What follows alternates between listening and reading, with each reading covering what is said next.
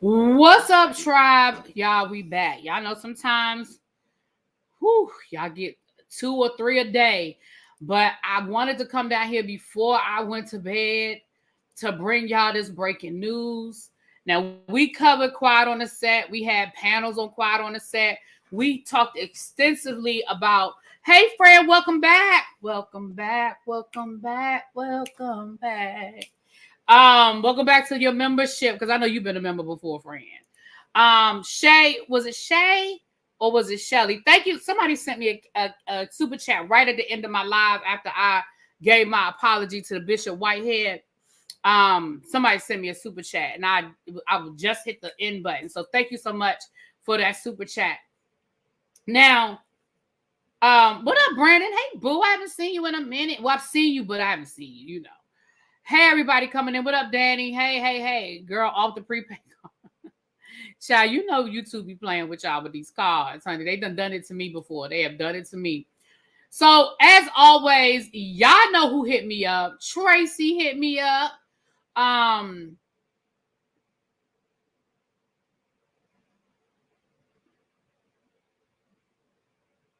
sorry. I hate when I open up my y'all know when I open up stuff get my attention, child. Okay. So Tracy sent me, y'all know Tracy did it. We were looking for the lawsuit together, and baby, Tracy's, Twitter fingers move faster than mine. She found it like boop, boop, boop. Here you go. So we actually have the lawsuit, and we're gonna go through it. Y'all know what we do around here. We're gonna read through these court documents, and we are gonna talk about Dan Schneider is suing the producers of Quiet on the Set for defamation. Now, just a quick recap. We're not going to spend a lot of time on the recap. You can go back and look at my reviews. I have a whole Quiet on the Set playlist, so y'all can go back and look at the reviews. But Dan Schneider was the executive producer on some of Nickelodeon's biggest hits in the heyday of Nickelodeon, The Amanda Bynes Show. I think he worked on Kenan and Kel. And then other shows. I can put the names in the chat. Some other Nickelodeon shows. Now, they did get into some stories where there were actually some predators that were on the set. And I think they were very clear to say that he was never that he was never accused of any of those things. However, they did say that his behavior was inappropriate as it related to his female employees, the writers, the way he talked to the other women, how he snuck adult jokes in, and how he just treated people on the set, making people give him massages and stuff like that. So he is suing them for defamation. So let's read through what the lawsuit is actually alleging. Now, we did get this off of Deadline, so it has a watermark on it. So just so you know, this is where we got it from. Lord, I had to read through this daggone watermark. Oh, my Lord. Okay. I'm going to share the screen, and we're going to read through it, okay? As you're coming in, please, I know that the notifications are probably not going out because I went live earlier, and y'all know YouTube is what YouTube does. I went live on my other channel as well, so notifications may or may not be going out, so people are trickling in kind of slow. But when you come in, if you can hit the like button, y'all know that helps with the algorithm. That helps. Boop, boop, boop, boop, boop. The more likes we get, the more notifications get out, the more people come in, right? So let's get into it. And if you're new here, you're catching this in the replay and you're not subscribed, y'all know what to do. Hit that subscribe button. All right, let me share my screen, and then we're going to read through this lawsuit, honey.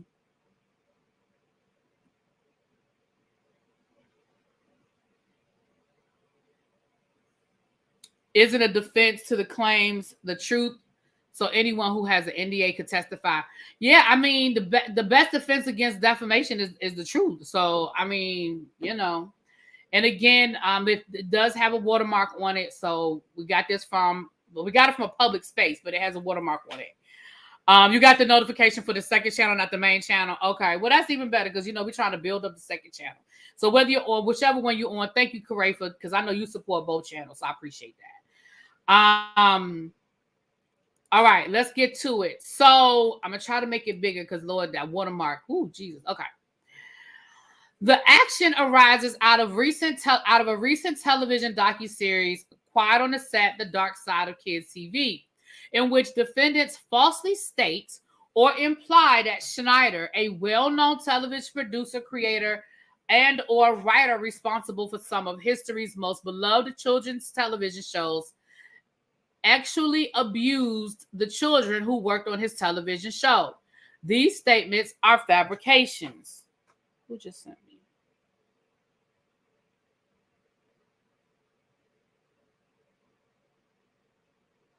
Oh, wow. I just got your message, Danny. Congratulations. Okay. Schneider is best known for creating, writing, and producing Nickelodeon's children's television comedies, All That, The Amanda Show, Drake and Josh, Zoe 101, iCarly, and Victorious, among others. These shows are hits, beloved by children and their families when they first ran, and enjoyed by new generations of children and their families today. The shows launched the careers of numerous young actors and burgeoning writers who to this day attribute much of their success to Schneider. Quiet on the Set's portrayal of Schneider is a hit job. While it is indisputable that two bona fide child sexual abusers worked on the Nickelodeon shows, it is likewise indisputable that Schneider had no knowledge of their abuse, was not complicit in the abuse, condemned it once it was discovered, and critically was not an abuser himself. But for the sake of clickbait, ratings and views, or put differently, money, the defendants have destroyed Schneider's reputation and legacy through the false statements and implications that Schneider is exactly that. No doubt defendants will endeavor to obfuscate, this damn watermark, to obfuscate what this lawsuit is about by pointing to what they did get right, as Schneider will be the first to admit that some of what they said is true. At times, he was blind to the pain that some of his behaviors caused certain colleagues, subordinates, and cast members. He will regret and atone for his behavior for the rest of his life. But one thing he is not, and one thing that will forever mar his reputation and career, both past and present, is a child sexual abuser. So then they get into parties and jurisdiction. You know, that's just them saying who they're suing and why they have jurisdiction. So it looks like they filed this in California, and they're just explaining why they have the jurisdiction to do that. Relevant California law. So they're citing the California law, which they say, look, we can file it because of this court case, because of this statute, because of this, and that. Lord, I've been doing this too long. I'm a great employee down at the law offices of Ratchet and Hood, because, baby, we know how to get to the meat and potatoes around here, okay? Let's scroll a little bit further, because we don't care about none of that. We don't care about none of that. Okay. Let's get to the claims. That's what we care about. The facts, comments to all claims. That's what we want to know. Okay. The trailer. Baby, they start with the trailer. Okay? Y'all let my boss, Pam Esquire, know how expertly we are weaving through this. Okay? Okay. Let's get into it. Okay. For the trailer was widely disseminated, clearly concerned Schneider, and falsely stated and implied that Schneider is a criminal and a abuser, a child sexual abuser. Defendants variously wrote, filmed, produced, marketed, broadcast, and streamed a trailer promoting Quiet on the Set, which can be found on ID channel's YouTube channel, and they give the link to the YouTube channel on or about February of 2024. The trailer is defamatory in that it was intended to and did falsely state or imply that Schneider is an sexual abuser and committed crimes in this regard. In the first 38 seconds of the 2-minute and 30-second trailer, defendants set the stage for this defamatory statements and insinuations of Schneider's proposed child, essay. Or abuse, essay. By hammering the connection between Schneider and the child audiences and cast members, in the first 5 seconds, the trailer describes Nickelodeon as kids everything. Before showing video clips of child audience and cast members, the trailer then swiftly juxtaposes those children with its target, Schneider, and his work with the child actors on the Nickelodeon shows, with the voiceover stating, "And this is when Dan Schneider arrives, Nickelodeon's golden boy. He created these shows that were hugely successful for them." The trailer cuts to video of Schneider being interviewed, explaining no one had really ever done sketch comedy by kids for kids. The voiceover continues to emphasize Schneider's connection to the children, flashing pictures of Schneider with a number of well-known child actors, while stating he launched the careers of child actors who became major stars. For 20 years, he shaped children's entertainment and culture. The trailer continues showing additional videos of Schneider looking directly into the camera. At the 39th second, the trailer takes an abrupt turn, but then marked one of the darkest chapters.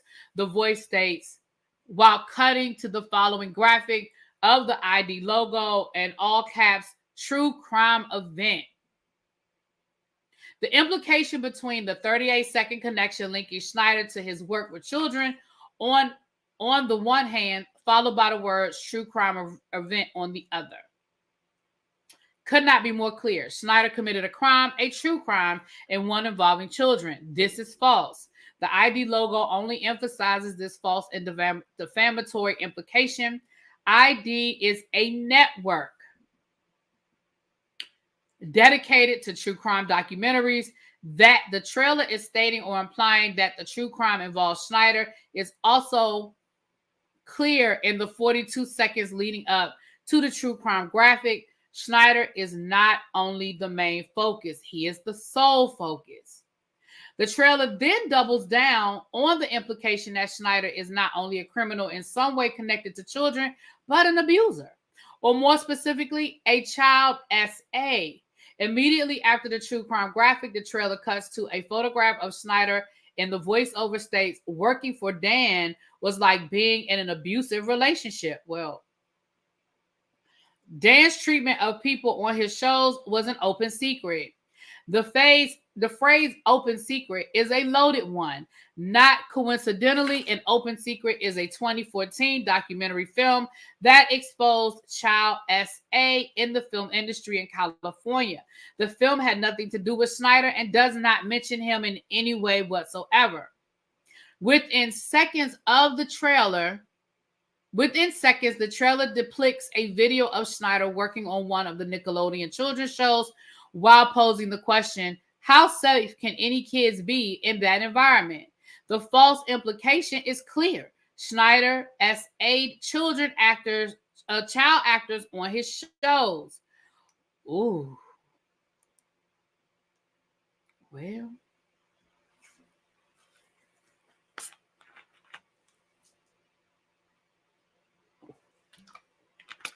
Well, y'all. What y'all think in the chat? Y'all think they're making a compelling argument? What y'all think? Let me keep reading. The foregoing image and voiceover ending in the 66th second of the trailer, immediately followed at the 70th second by an image of a child's shadow with the voiceover stating, "There would be even bigger problems down the line with actual pedos on the set." 70 seconds in, Schneider remains not only the main focus of the trailer, but the sole focus. The ordinary viewer would interpret the voiceover to mean exactly what defendants intended. Schneider is a pedo who SA'd children on his shows. Whew. 100 seconds into the trailer, Schneider remains the only person mentioned by name, 3 times to be exact, with variations of his likeness portrayed 10 times. The trailer then verbally describes a litany of horrific crimes against children. They find the enormous trove of children porno, The officer said they found Ziploc bags, 11 charges of child. Well, listen, y'all, Ziploc bags full of children's underwear. 11 charges of child SA related to a child actor, and then simultaneously showing images of legal documents describing the police department's exploited children's unit. And in the words, he was going to explode if he couldn't get a hold of a little blank. How could he find one more to blank if I have to keep in plastic baggies containing girls' panties? I'm gonna skip over some of that. It gets very graphic in the description, so I'm gonna skip over some of that language. Okay. Schneider anticipates the defendants will attempt to defend themselves against the foregoing by pointing the image of legal documents with highlighted text that appears for literally 1 second with zero context or explanation. Peck was coaching the victim. Peck was the first person to be named other than Schneider. His full name is not stated, shown, nor is his image shown. There is no reason for an average or ordinary viewer to notice it, let alone draw the conclusion that it was Peck and not Schneider who committed crimes against a child. And by that point, the damage to the defendants intended was already done. When the trailer closes with a former child victim being asked if he had ever told his story publicly before, the implication remains that it was Schneider. Ooh, child. All right, y'all, we got a few more pages to get through. I did not give a trigger warning, but I'm going to try my best to skip over stuff that's more sensitive, but I'm reading this all the way through for the first time, so I may run into something and be like, ooh, wait a minute. Like in that last paragraph, I was like, okay, it's getting a little too much, and I was trying to skip over it. So I will give a trigger warning at this time. You know what the context of the lawsuit is.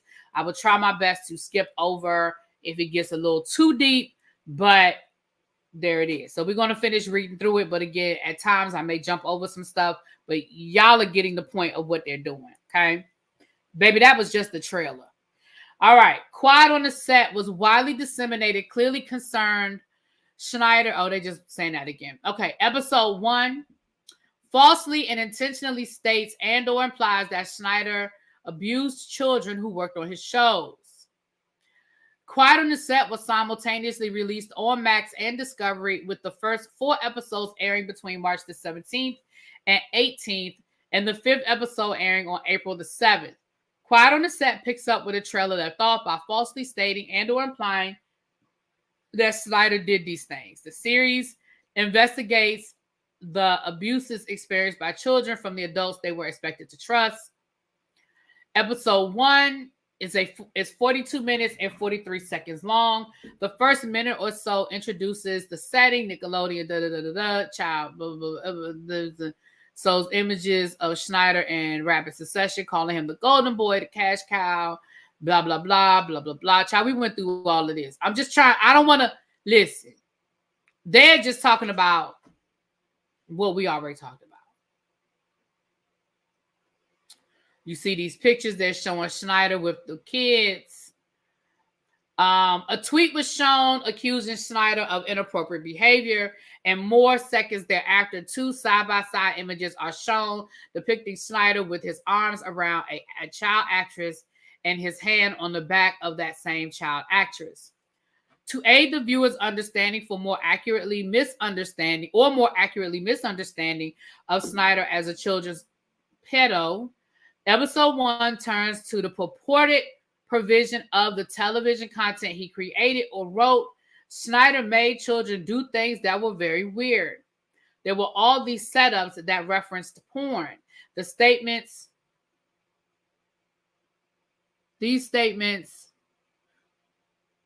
I think that says color. It's under the watermark.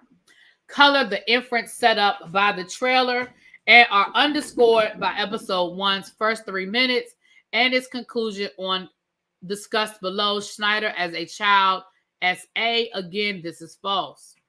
Episode 1 is effectively sandwiched by this time closing with the same messaging. with which it began after a lengthy section on adult women's experiences with Schneider in the workplace. A voiceover questions, how safe can any kids be in that environment if that's how the adult women are being treated behind the scenes? Then there would be even bigger problems down the line with actual pedals on the set. The audio then transitions to a reporter stating Van Nuys division officers have arrested a suspected predator charged with kissing and touching a 9-year-old girl. But officers believe there may be more victims. The background does not show the predator's likeness nor give the predator's name. Instead, it shows a television screen with black and white static like the trailer. The conclusion of episode 1 wholly obfuscates the reality by focusing on Schneider and only Schneider while providing the viewer with no information to conclude that the predator was anyone other than Schneider. As a whole, the episode 1 inference from opening graphic taken together with the verbal warning, written accusation of inappropriate behavior, images of Schneider posing with his arms around young female actresses, discussion of inappropriate porno, sexual content on the Nickelodeon shows, questioning of child safety with the arrest of a predator is clear. Children were abused on Nickelodeon's television shows and that the perpetrator was Schneider. This is false. Child, episode 2. The trailer in episodes 1, conflation of Schneider on one hand with the real child SAs on the other hand, continue with episode 2, which finally introduces convicted felons, Charles Handy and Brian Peck. It began by introducing Handy, who was ultimately convicted of various felony crimes against children for conduct committed while he was employed on certain Nickelodeon shows. Episode 2's pivots stories and then returns to Handy in the later half of the episode. There, shortly following a graphic description of Handy's misconduct, a victim's mother states, he had also told this young girl, I can get you on other shows. In the background, an image of a legal document shows the following text. Talks to her about getting her a job on another children's program. These statements are remarkably similar to another speaker's commentary about Schneider in episode 1, where Schneider's ability to make or break a career is emphasized. On the Amanda Show, Dan is the kingmaker. He is the one who is deciding who gets a spinoff and who gets the most lines. Then, without explaining who the speaker referenced to, was, the episode immediately and inexplicably cuts to an image that centers on Schneider, not Handy. In 3 rows of people, Schneider is the middle. The viewer's attention is directed to him by virtue of his position in the image, and the glaze of a child actress turned toward him, looking up at him in the top row with his head partially obstructed is the real child, the real abuser, Handy. By virtue of episode 2's manipulative mix of editing, speech, and imagery, the viewer is left to conclude that, like Handy, Schneider used his position to facilitate abuse. This is false. So this is the picture that they're talking about. So there's Dan Schneider right there with, I don't know if that's Amanda Bynes looking at her, looking at him. And then Handy is all the way, that's Handy up there.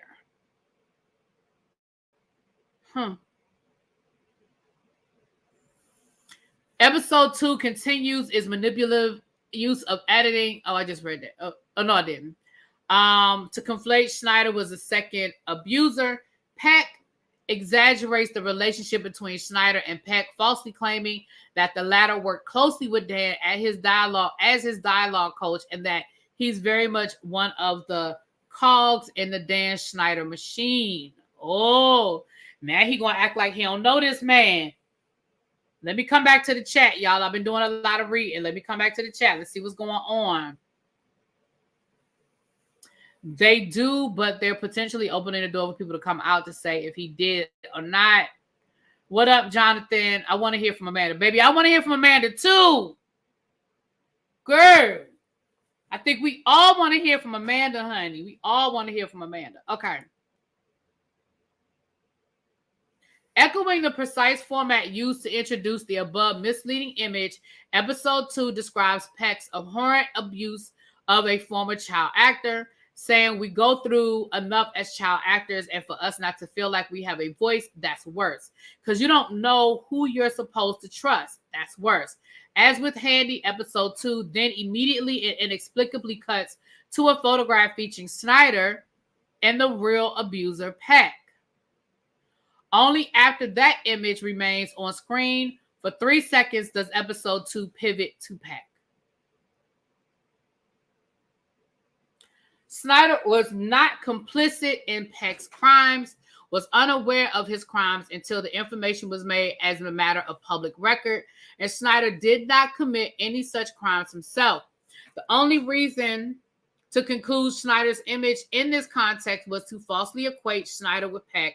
The viewer is left to infer that just as Peck was a child abuser, so was Schneider.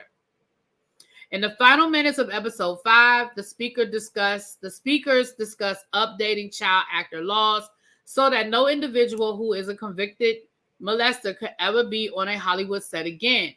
Then, after describing the loopholes that allow a convicted child, a predator, to be on a Hollywood set, episode 5 cuts to a photograph of Schneider on a Hollywood set, which remains on screen for approximately 5 seconds. The use of Schneider's photograph in this context clearly states and or implies that Schneider is a convicted molester, which is both false and made with reckless disregard of the truth. Other options for photographs are obvious. Handy or Peck, for example. The use of Schneider's photograph in this context is also defamatory because it states and or implies that Schneider invited or allowed convicted child to be on the set, in effect adding and abetting their cause. This too is both false and made with reckless disregard of the truth. As defendants are aware, neither Handy nor Peck were convicted before they started working on these shows. Working for Nickelodeon. But a different network entirely that hired Peck after his conviction. Right, that was Disney. As defendants are aware, Schneider did not personally hire Handy or Peck. They were hired through Tollins Robbins Production, not Schneider's production company. Ooh.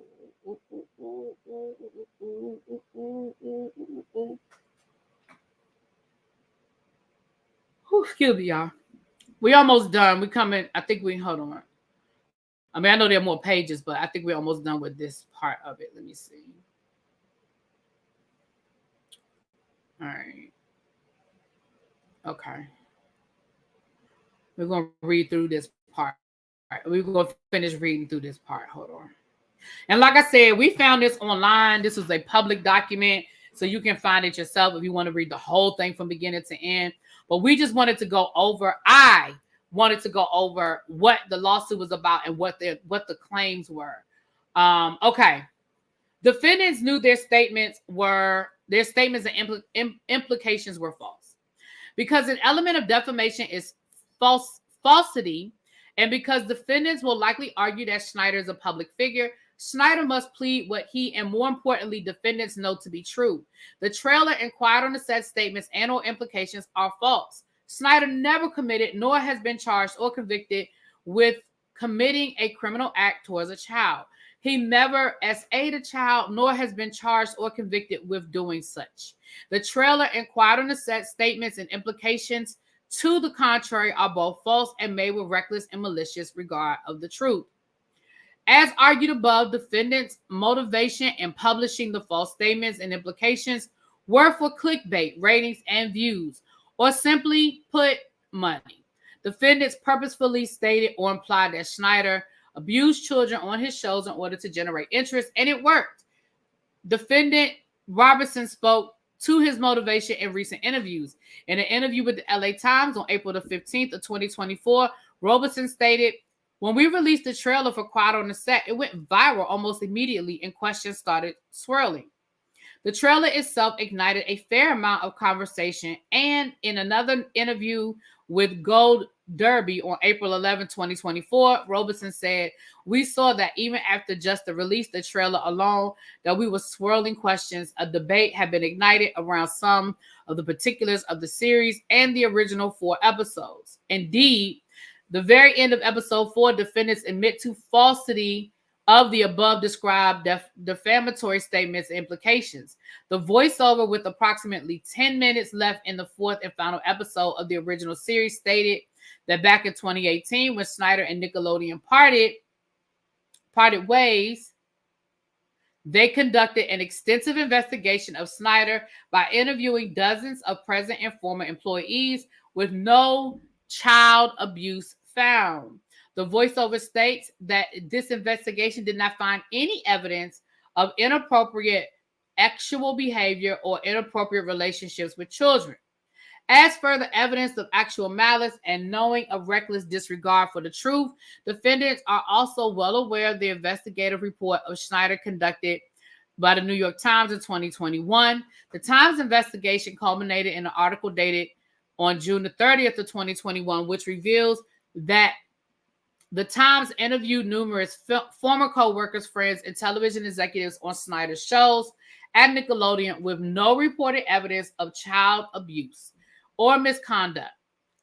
The Times confirmed that Nickelodeon's investigation of Schneider also found no evidence of SA whatsoever. Nevertheless, the trailer Quiet on the Set above knowingly and intentionally got out of the way to state or implicate that Schneider abused children on his show, committed crimes, and is the same or equivalent to convicted molesters defendants could have made if clear in the trailer in the first episodes that Schneider did not commit any of the abuse, that there was no evidence of such, he was not charged with, nor did he commit any crimes, that his actors or words are very different than those of a child molester depicted on Quiet on the Set. There could have been a graphic or disclaimer to this effect at the very beginning of the trailer, as stated. Defendants, the trailer and Quiet on the Set do the exact opposite. Knowingly, intentionally, maliciously, and repeatedly state or imply that Schneider is an abuser likely to attract viewers and ratings. Okay. In addition, defendants have acted with malice and purposeful disregard for the truth by refusing to interview witnesses or air witnesses' testimony that did not fit their false defamatory narrative. For example, after a brief conversation with former president of content development and production from Nickelodeon, ordered to meet with one or more defendants to speak openly, truthfully, and positively about Nickelodeon television shows and Schneider, and to speak, defendants thereafter completely ignored this individual. Similarly, others have stated that they were interviewed by one or more defendants and spoke positively about Schneider, and they were never contacted again or asked to be on camera. In addition, in recent weeks, accusations have mounted that one or more defendants were dishonest or deceptive during witness interviews to the purpose of the question, with one witness stating that he felt ambushed. There have also been allegations that one or more defendants used certain intellectual property without permission that further demonstrates a knowing and or reckless disregard for the truth.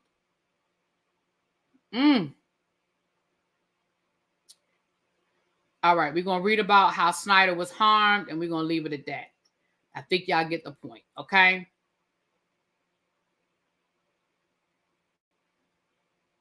Schneider was harmed. Schneider's reputation and career have been irreparably harmed by the trailer and Quiet on the Set's defamatory and malicious content. On a personal level, after the trailer's publication, Schneider was immediately contacted by friends and colleagues in disbelief about the trailer's false depiction of him as a criminal and a predator. While those people know the truth, the overwhelming majority of the public does not. Schneider is and will remain. The defendants have betrayed him to harm his reputation, career, and business, to say nothing of his own overwhelming emotional distress, cannot be understated. As referenced above, in recent years, there have been rumors about Schneider in his shows, including certain jokes taken out of context from hundreds of hours of television were intentionally inappropriate, which was not the case at all. Regardless, these rumors were primarily posted by anonymous users on fringe social media sites and did not come remotely close to the severe impact of the defamatory statement, which in stark contrast are made by the largest media companies in the world via one of the largest platforms, namely Max. Further, Quiet on the Set and its trailer are opportunistically seized upon and erroneously expanded or embellish these rumors by going so far as to falsely state or imply as a matter of fact that Schneider abused children on his show and committed crimes in this regard. Thus, defendants have caused him to suffer severe damages described herein. It goes on to talk again about the trailer. It says, average and ordinary viewers understand the trailer and Quiet on the Set to be defamatory. So it goes into that. Again, I think they're going to just repeat a lot of what they already said. Hold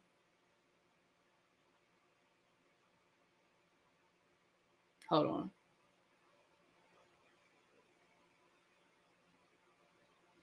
Oh, okay. So these are some of the comments that they're saying people left under the trailer. So these are comments, I guess, from YouTube that people left. So hold on. I watched Dan Schneider, Brian Peck, and Jason Handy need to be in prison. Dan Schneider, Harvey Weinstein, Jeffrey Epstein, Bill Cosby, the Mount Rushmore of SA, Josh Peck can serve as a tour guide. The trailer are the last bit of proof to get him, Schneider, finally thrown in prison like Bill Cosby, except unlike Bill Cosby, Schneider will stay in prison and doesn't get let out, kind of like R. Kelly. Dan Schneider needs to go down. Dan Schneider is a sick predator. Arrest Dan Schneider. I'm sorry. He is gross. What a sick predator. They didn't say his name. Dan Schneider behind bars. Dan, get in the van, Schneider. I hope that Dan Schneider goes down just like R. Kelly and Harvey after their docuseries. Similarly, while Quiet on the Set was first premiering, numerous viewers posing a real-time revealed their understanding that the docuseries stated that Schneider is a criminal and a child predator. For example, numerous posts on Twitter, formerly, X, formerly Twitter, concluded that Schneider was a predator. And again, these are just comments that were left on Twitter. Dan Schneider needs to be in prison immediately. Dan Schneider and Brian Peck really groomed and molested and arred the children of Nickelodeon. Dan was the Harvey Weinstein of Nickelodeon. If the court can lock up Bill Cosby, Dan Schneider needs to be in jail now. Dan Schneider arred children and brought other pedophiles onto the set. So child, it's more. I ain't about to read all of that. Okay. So now they're talking about the first cause of action. Again, we already read what they're alleging. Let's get to what they want. Let's see. Because again, a lot of this is information. Y'all know. Okay. Let's scroll to what they want. Prayer and relief. Dan Schneider seeks judgment against defendants and each of them in an amount to be determined at trial as follows. They want compensation for damages relating to past and future loss, past and future economic loss, damages to reputation, damages to business, lost revenue, other economic injury, and emotional distress. For punitive damages, they want reasonable attorney fees costs as allowed by law. Remember, LA has an anti-SLAPP. They have anti-SLAPP laws out there. And if y'all don't know what anti-SLAPP is, y'all ain't been here long enough, okay? For preliminary or permanent injunctive relief, including editing, taking down or removing all of a portion of the trailer and or quad on the set, and for such other and further relief as the court deems just and proper. So basically, he ain't put no number on it. He said, I'm going to leave it open. He ain't put no number on it.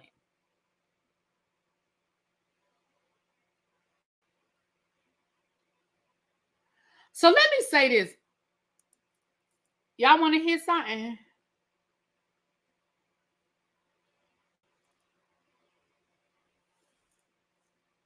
Now I ain't nobody's attorney. And I ain't been to nobody's law school.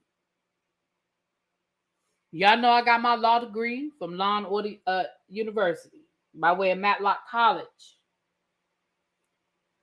But as somebody who watched the trailer and who watched all 4 episodes,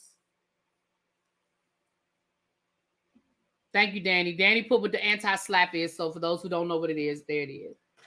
As somebody who reviewed all 4 episodes, and as somebody who watched the trailer and watched all 4 episodes, I didn't watch the 5th one. Can I tell y'all something? Some of y'all ain't gonna like what I'm getting ready to say.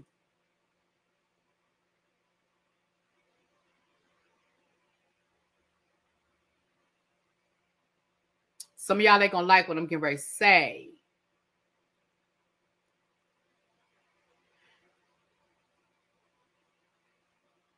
I thought Dan Schneider was a predator too. Based on the trailer and the way things were worded, that first episode, baby, I thought that's where we were going. After the way they talked about how he treated them women and all the inappropriate jokes and how he made them watch porn and this, that, and the other. I'm telling y'all, I promise y'all, I got about halfway through episode 3 and I was like, so when they gonna talk about what Dan did? I promise y'all, I was waiting. I was like, so when they gonna tell us what Dan did? And when we got to the end of part 4 and they never had anything concrete, I'm gonna tell y'all the truth. I honestly thought they were going to talk about something specific and concrete that Dan Schneider did. I consider myself to be a fairly intelligent person. And y'all know, I didn't know any of this stuff. Remember, I never watched Nickelodeon. I didn't grow up with Nickelodeon. I didn't watch none of these shows. I wasn't familiar with the stories. So I too, based on the trailer and based on the way the first episode went down, and even at the way they left the second, remember at the end of the episode is when we first see the young man, I forget his name, from Zach, and what's the young man's name? Yeah, I mean, did we find out that he was a horrible boss? Yes. And do I think he was inappropriate? Absolutely. Do I think that the way he treated those women was sexual harassment? Absolutely. Like all of those things. I'm not saying that what we found out wasn't real. That ain't, or wasn't important. I'm not saying that. I don't want nobody to think I'm lessening the things that we know he did. But there's a big jump from sexual harassment to grown women, against grown women on the set, to that other stuff. Now, I'm not saying they have a case, because again, I ain't going to nobody's law school.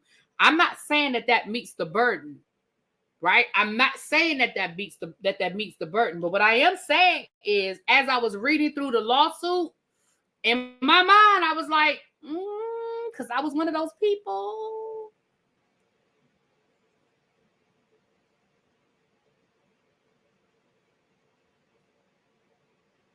I was one of those people. I kind of was waiting for the Dan moment. And again, what we found out about Dan absolutely was bad. Again, I am not lessening anybody's experience on the set, working for him, having to massage his ass, having to, like, that story that they told about him wanting that woman to simulate being assaulted is absolutely ludicrous. And it is vile. And I'm not sitting here defending it. Let's be clear. I want everybody to understand I am not defending it. But what I am saying is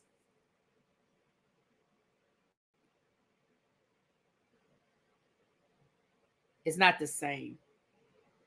Again, I'm not saying he has a case. Let's be clear. I'm not saying that man has a case. I want to be very clear about that. Okay? Yeah, I'm not saying he has a case, but I will say this. I think his lawyers did a really good job on how they wrote that. Now, that is definitely, that's coming from a layperson. An attorney might read it and be like, this is garbage. You know, Pam might be like, child, this is some garbage. I don't know. Simone might read it and be like, what in the world? But as a layperson, I thought they did a good job breaking it down personally. Again, that doesn't mean that it meets the burden. That doesn't mean that they can win in court. That ain't what I'm saying. If you are being honest, how Dan acted in the workplace is very common. The misogyny was passed off as a joke. Yeah, I mean, again, yeah.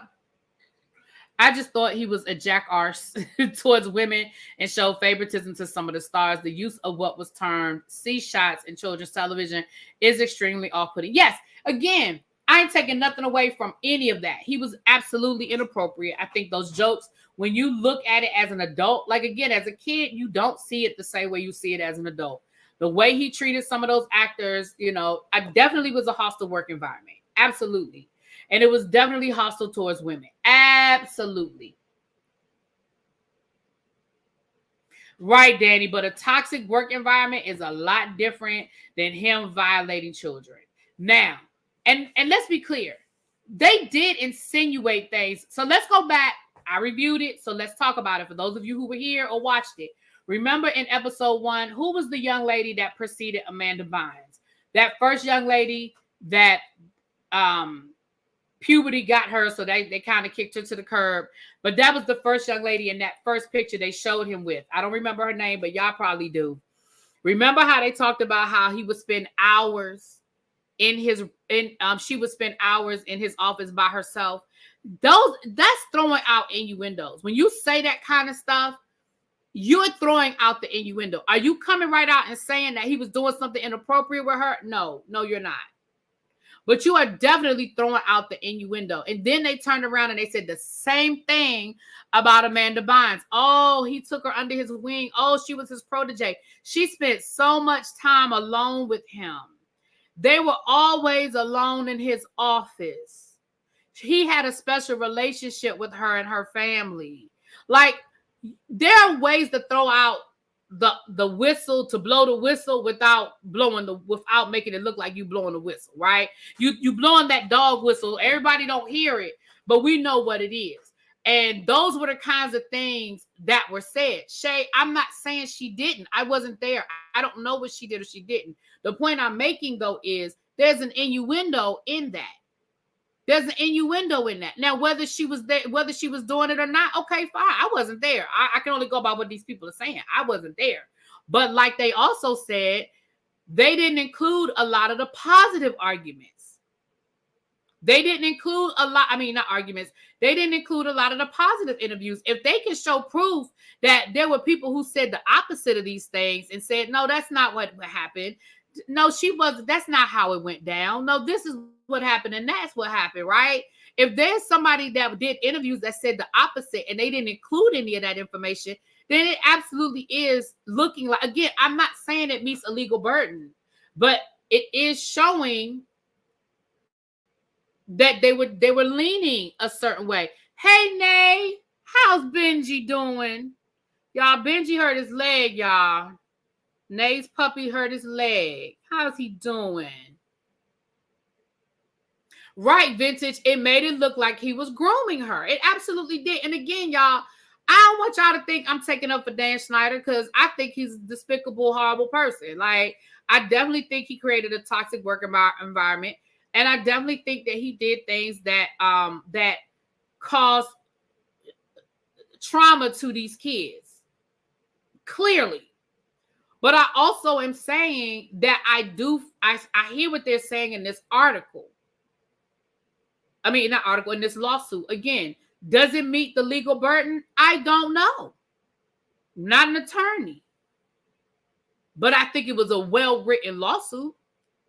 I think it was a very well-written lawsuit. He's napping. Child, he always napping. That dog stays asleep. He stays asleep more than you.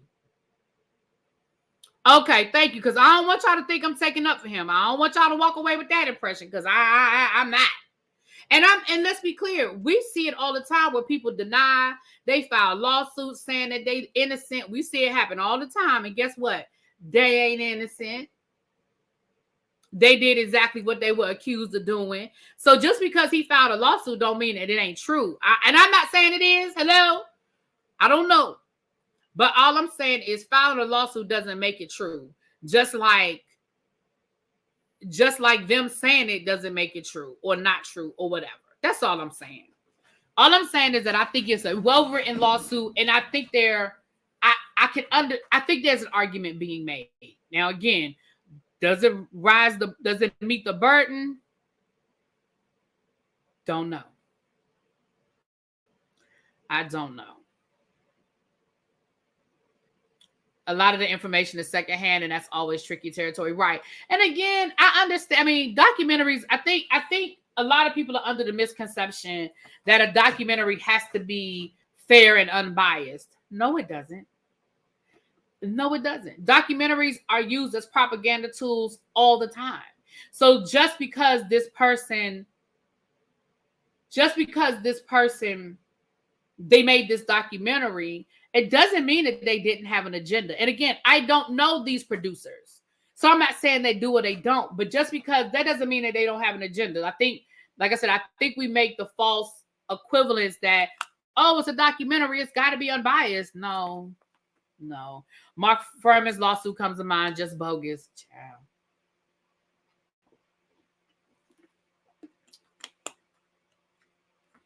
Shay said, I didn't get that from the trailers or the documentary. Okay. And here's the thing. Do I think they'll settle? It's going to depend, because part of what he wants is he wants a disclaimer, or he wants editing. He wants things taken out. He wants the trailer. Like, that's part of what he wants. It's going to depend on what he wants. And to be honest, at this point, it's not just the producers, right? They've sold it. HBO Max, whatever the name of the company is now, they would have to agree to it. Do I think they'll settle? Yeah, I think they'll settle. Because who wants this lingering? Yeah, but I do. I think they'll settle. But again, the fact that he's admitted to certain things that are inappropriate on a sexual basis, maybe not. Maybe they won't settle. Maybe they'll be like, Again, it depends on how much of the legal burden people feel like it meets. Again, I'm not an attorney, so I can't speak to the legal question. You know what I'm saying?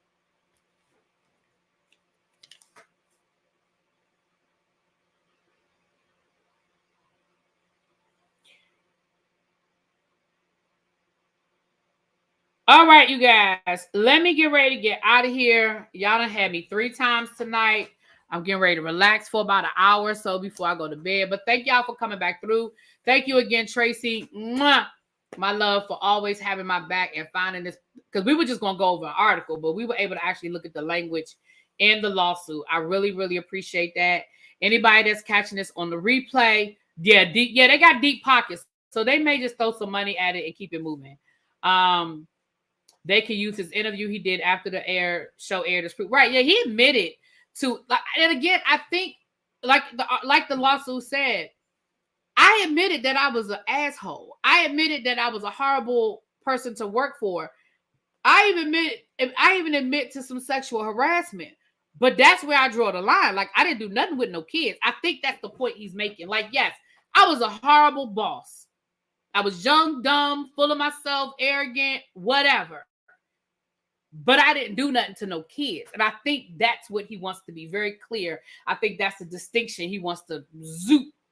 You know what I'm saying? I think that's the point. Like, I'm like, that is where the line is.